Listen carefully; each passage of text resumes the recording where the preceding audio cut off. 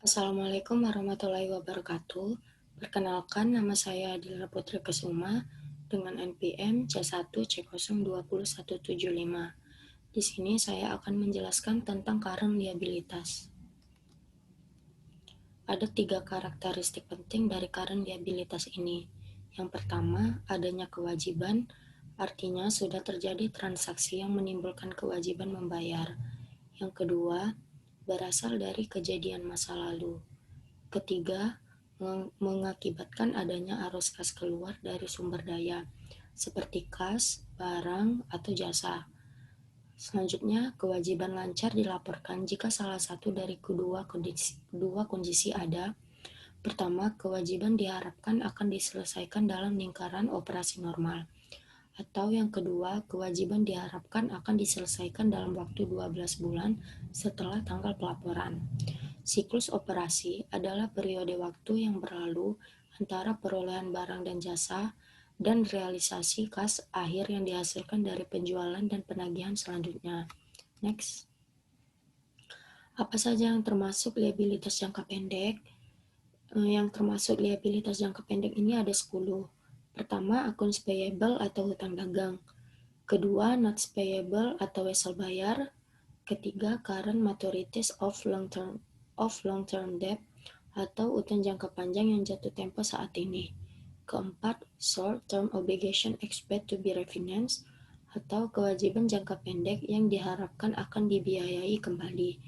Kelima, dividend payable atau hutang dividen. Keenam, customer advance and deposits atau uang muka dan simpanan pelanggan. Ketujuh, unearned revenues atau pendapatan diterima di muka. Kedelapan, sales and value add taxes payable atau hutang penjualan dan pajak pertambahan nilai. Kesembilan, income taxes payable atau hutang pajak penghasilan. Dan yang terakhir ke-10, employee related liabilities atau kewajiban terkait dengan karyawan. Next. Current maturities of long-term debt, bagian dari obligasi, surat hipotek, dan utang jangka panjang lainnya yang jatuh tempo dalam nilai fiskal neto, yang tidak termasuk utang jangka panjang yang jatuh tempo dalam 1 tahun jika akan. Yang pertama, dilunasi dengan akumulasi aset yang belum ditampilkan sebagai aset lancar. Kedua, dibiayai kembali atau dipensiunkan dari hasil penerbitan utang baru. Ketiga, dikonversi menjadi saham biasa. Next. Short-term obligation expects to be refinanced. Dikecualikan dari liabilitas saat ini jika kedua kondisi berikut terpenuhi sebagai berikut. Kesatu, harus niat untuk membiayai kembali kewajiban secara jangka panjang. Kedua, harus memiliki hak tanpa syarat untuk menunda penyelesaian kewajiban setidaknya selama 12 bulan setelah tanggal pelaporan. Next. Selanjutnya ada dividen payable. Jumlah yang terutang oleh suatu perusahaan kepada pemegang sahamnya sebagai hasil wewenang Dewan Direksi. Kesatu, umumnya dibayarkan dalam waktu 3 bulan. Kedua, dividen yang belum diputuskan atas saham preferen kumulatif yang diakui sebagai liabilitas. Ketiga, utang dividen dalam bentuk saham tambahan tidak diakui secara liabilitas. Yang ini dilaporkan dalam ekuitas. Next. Selanjutnya ada provisions. Provision ini termasuk ke kategori kewajiban bersyarat. Provisions adalah kewajiban waktu atau jumlah yang tidak pasti, dilaporkan baik saat sebagai kewajiban saat ini atau tidak saat ini. Jenis umum dari provision adalah yang pertama, kewajiban yang berhubungan dengan litigasi. Kedua, garansi atau jaminan produk. Ketiga, restrukturasi bisnis. Keempat, kerusakan lingkungan. Next. Selanjutnya ada recognition examples, contoh pengakuan.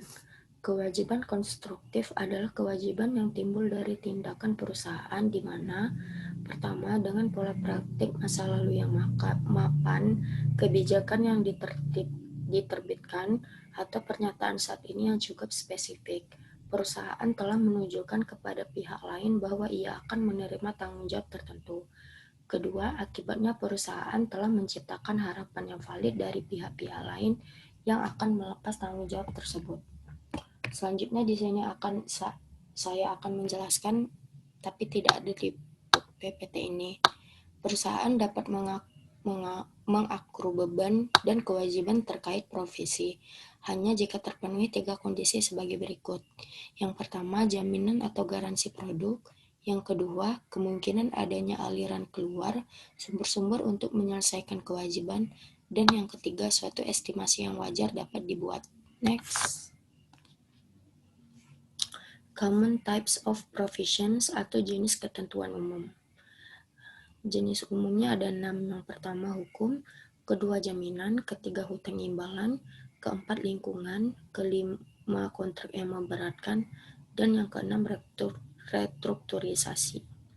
Di bawahnya ada IFRS mensyaratkan pengungkapan yang ekstensif terkait dengan ketentuan dalam catatan atas pelaporan keuangan. Perusahaan tidak mencatat atau melaporkan dalam catatan risiko umum kontingensi yang melekat dalam operasi bisnis, misalnya kemungkinan perang, lihat bencana yang tidak terduga atau penyerahan bisnis. Next. Sekian presentasi dari saya tentang current liabilities ini. Wassalamualaikum warahmatullahi wabarakatuh.